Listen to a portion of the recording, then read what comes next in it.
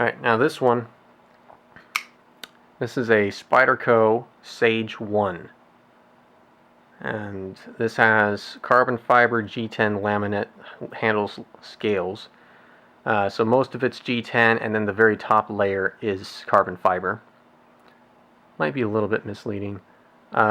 Skeletonized steel liners, liner lock, wire clip, S30V blade, full flat ground. Super smooth. This was my first Spyderco, and I just absolutely love this thing. I will never get rid of this. And it is just one of the all-time best EDC blades I've ever had. It's just beautiful. Perfectly fits my hand. You know, it's great size. I got the finger choil up there. You can grab it up here. You know, come all the way up here and do fine work, whatever you need to do. If you want to use this, you can hook the knife right in here, in the webbing of your finger, of your thumb, and then come up here kind of like a pencil and, you know, do fine stuff with it. And it's the perfect length for it. If you get a knife that's too long, you can't do that technique. But if you get something that's too short, you know, you can't do enough with it. So this is a great size. I think it's about a 3-inch blade. But I love that thing. I've also got a Ladybug. This one's in purple. I love this color. And I've got on there a Damascus bead lanyard by Grindworks. And I know, why the Ladybug instead of the Man-Bug? Well, it's got some sentimental value to me as the Ladybug instead of the Man-Bug, and the color as well to me has some sentimental value. So, and I won't go into it, but that's why. That's why I like this color and this blade. And it's also why I want to get an Endura and a Delica also in purple, because I want to match the Ladybug that I already have. Next up we have a Manix 2. This is not full flat ground. This has the full stainless steel liners, G10 scales, S30V blade, made in Golden, Colorado, USA, Earth. The only company I know of to put the planet of origin on the blade. But they only do that on their American-made knives, not the overseas knives. Speaking of overseas, the Sage is made in Taiwan, and this one, the Resilience, let me redo that. There, it's better. This is the Resilience, part of the Tenacious line, the big brother to the Tenacious. This one's made in China, with Chinese equivalent of AUS 8. So this is 8CR13 MOV. Wait, where's my... Oh, there's my rat. Forgot, did I... Yeah, I kind of talked about the rat. G10 scales, skeletonized stainless steel liners, clip. I stonewashed the clip. And it's a nice knife. There. I don't want to flick liner locks too much because I can wear on the lock too much, cause problems. 4-way reversible clip. This is a great knife, a really great knife for approximately $45. And do not, I repeat, do not let China on the blade deter you from this knife. It is a fantastic option. Buy one if you have the money and you're looking for a knife in this realm. It's a lot of people might consider it the poor man's military. Okay, the Spyderco military, fantastic blade, fantastic. Well, this one is like less than a third the price, and it's a great option. Next, in a similar area, although much cheaper, this is the Ontario Rat Model 1. It has been modified. I stripped the paint off of the clip, except on the underside. I believe it's still black on the underside. But I stripped it off on the top, sanded it, stonewashed the clip, rounded the spine on the blade, stonewashed the blade myself, had it sharpened at Knives Plus in Wolfland Village, Amarillo, Texas, and it's an awesome customized knife. But very, very cool about this knife, first, this knife will run you about $25 to $28. fantastic price for what you get. AUS 8 steel. Even though these handle scales are plastic, full steel liners on them makes it feel very solid and durable. And it's just a great knife. 4-way reversible clip, very smooth in and out of the pocket, nice and slim, great profile, great all-around knife. But what really shines with me about this knife is opening it. This was the knife where when I first picked it up in a store and I tried to open it, I was amazed because I had never been able to flick a knife out with my thumb before. Watch this. Want me to show you that again? Watch it. Can you hear it? Can you hear how solid it is? That's with a thumb stud, and anyone, I believe anyone could do that because it is just so simple. The ergonomics, the physics between and geometry between the thumb stud and the pivot, and then the detent as well, and the handle orientation and everything. It just makes it so natural to flick this open super fast. I mean, compare that to an auto.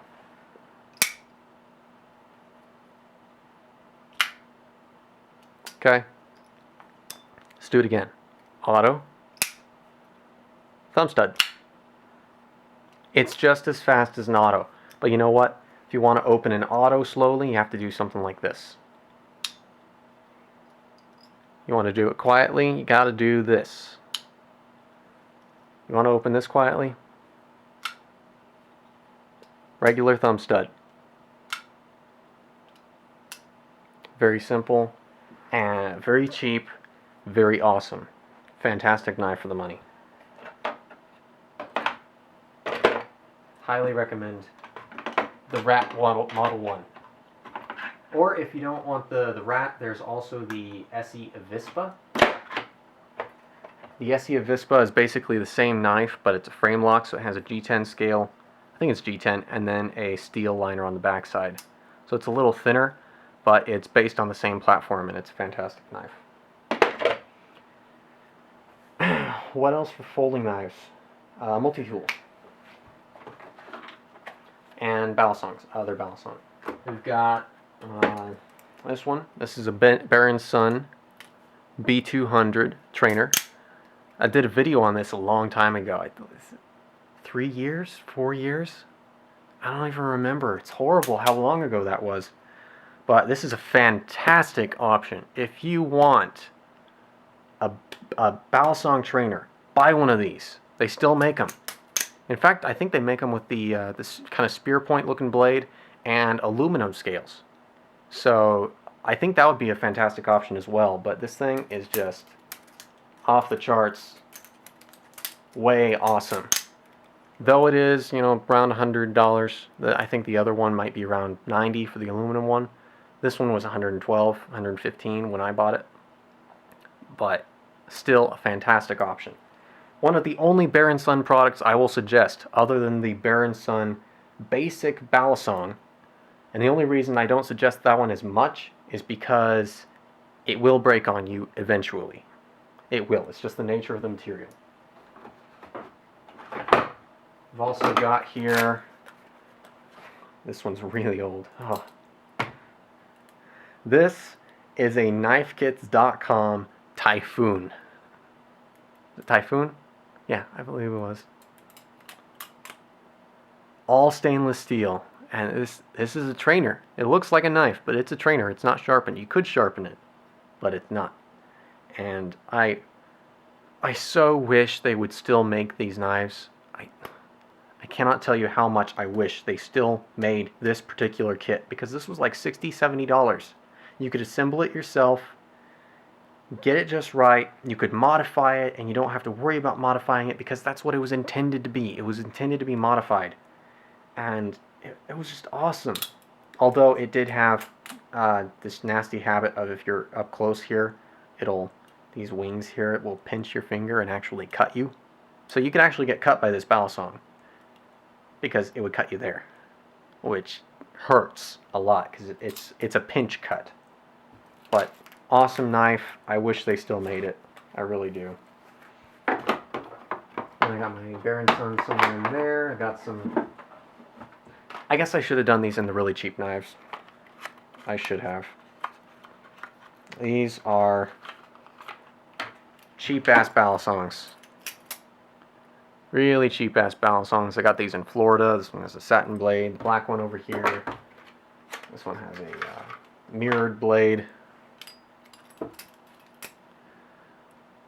But these were like $12.99 a piece. I don't even remember if I paid all of that. It might have been less than that, like $6 or $8 a piece. But I bought them in Florida when we were there because that was at the time that switchblades and balisongs were legal in Florida. They were not legal yet in Texas. And I wanted to get a real one just to say that I had one. But no, I bought these, and then when it became legal in Texas, about a month after that, I bought this one. $170, $80 I paid for this compared to $12. Fantastic knife. Now, oh. How did I forget these? Folding knife, Cold Steel Voyager XL. I don't think I talked about these yet. This is the extra large Voyager. Has a 5.5-inch blade. AUS 8A, they call it. AUS 8A is actually annealed AUS 8. So I don't know why they call it that. Because that's the designation. If you buy AUS 8A as a steel, that stands for annealed. So, I don't know, I guess they purchase it as AUS 8A and then they heat treat it and they still call it AUS 8A. I don't get it. But has the triad lock, aluminum liners, grivery handle scales. This texturing for a pocket clip is absolutely horrible. If you want to run it with a pocket clip, do the JB Weld fix. Do that. But personally, I don't carry it with a pocket clip because it's so big I can just slip it into a pocket and easily access it. But if I carry this, it's mostly because it's like at night, or I generally keep it in my bag, and if I transfer it from my bag to my pockets, it's because I'm going to be going somewhere that it might be a little bit sketchy, or I feel a little bit uncomfortable about doing that. So I carry this because it's the largest folding knife I can legally carry in Texas, and it's quite intimidating. Oh, and one of my favorites is to hold it like this, and then whip it here, so the inertia of the blade keeps it in place. It's awesome. Even bigger, though, is this monster. Okay? This monster. Monster! Look at that. It's 16 3/4 of an inch overall length. You can get a full 2-hand grip and more on this thing. 7.5-inch blade. AUS 8. Stone washed, hollow ground. It is just, this is the Espada extra large. Look at this clip. Look at this freaking clip. It's massive. You want to talk about reach? When the jihadis come and ISIS tries to take control of Texas, which it'd be stupid to do. But if ISIS ever attacks, we got some I'm just kidding. This is something you could take down a bear with. Okay? I don't know if you actually could take down a bear with it, but it seems like something you could take down a bear with. Either a 50 cal or one of these. I mean, if you're all macho and you don't want to shoot something from a range, go in with one of these. It'll be comparable to one of a grizzly bear's claws. Now, so those are folding knives. Now, let's look at multi-tools. Got 5 minutes left. Okay. First up is an old Gerber. One of my Gerbers. This one actually has a chip, a nick in the wire cutters, so it sticks there and there. But this is an old Gerber multi-tool. Got a knife, got a Phillips head, got a flat blade and a bottle opener, got a can opener kind of thing, Got a flat blade, another one, small flat blade. Got scissors, which loosen up and then they don't work very well. And the way it locks is you got this thing, you have to pull back on that to unlock it. And of course this is one of those where the pliers actually slide out the front. Okay, so there's that. Got another Gerber. This is the Gerber clutch. Of a Gerber multi-tool, this is the one I would actually carry. It's got pliers on the inside. Okay, and then all the tools, all the rest of the tools are accessible from the outside. So we've actually got tweezers, which is nice. We've got like a small flat blade here, and we've got this is the blade. There's like a drop point, nice little belly at the top. Actually got this blade pretty sharp at times. All these are mirror polished basically. This one's a nail cleaner and file. And then we've got a wider flat blade and then a Phillips, which is barely even worthy of being called a Phillips because it's flat. So there's the Gerber clutch. And of course we got a, this is a Swiss Army knife. Little one. I don't even know what it's called. Cadet, I don't know. Little blade. Nail file. This one's a flat blade and a bottle opener. And then we've got that little thing, which is like a really tiny flat blade. I think that's a sewing awl, stitching awl, something like that. It's not very sharp though. And then scissors, which are much, much better than the Gerber scissors. Not to mention you can tighten them. And then it has a toothpick. Maybe it had tweezers at one time, but I thought this was brand new and it doesn't have tweezers. It just has a toothpick. Oh well. Next, I've got Leatherman. So we've got a Leatherman Super Tool 300. I love that thing. And with it came a Leatherman Micra. Scissors. I think I need to lubricate this or clean it up or something because it's... I used it to cut some fingers off of some leather gloves because they were wearing out with the tips. And it's kind of sticky now, but I just need to clean it. Inside we've got a blade chisel ground on the right side. This is the right side if you're a righty. Ground on the right, not on the left. Although the primary bevel is all over, then the actual edge is only on one side. Then we've got fingernail file and the cleaner, and then there's a flat blade right there. On the other side we've got can opener or bottle opener and a little flat blade, tweezers, nice tweezers, and then some. That's kind of like a Phillips. That's a Phillips, though it's flat. But it's not pretending to be a Phillips by having other little grinds saying like, oh, it has these two and then these two. It's actually a Phillips. No. But real tweezers that actually work. Where's focus? There it is. So I do actually use this. This is the knife I go to if I get a splinter in my finger. Because I've got tweezers. And the blade is pretty pointy. And it's, to me, fairly effective at digging something out. So, use that for that.